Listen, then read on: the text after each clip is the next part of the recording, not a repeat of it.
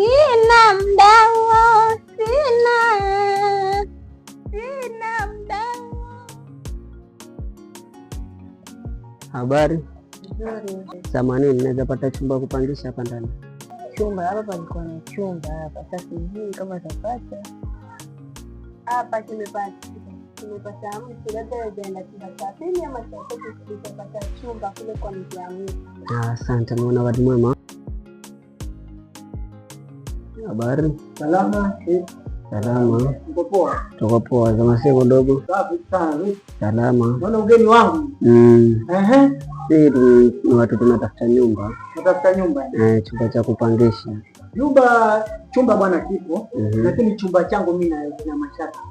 Sharti la kwanza uwe umeoa.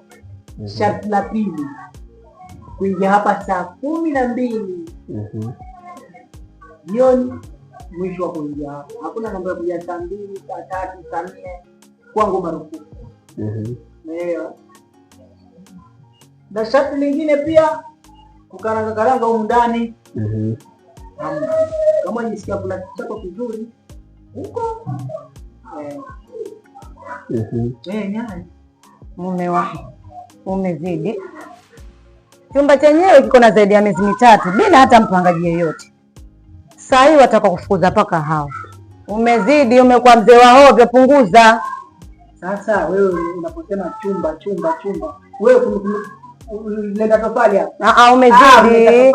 Nimekwambia utakuwa mzee wa hovyo saa hii. Nyumba beba tofali kutoka kwenu kaleta hapa. Hata kama sasa mambo ya wanaume basi ya wanaume.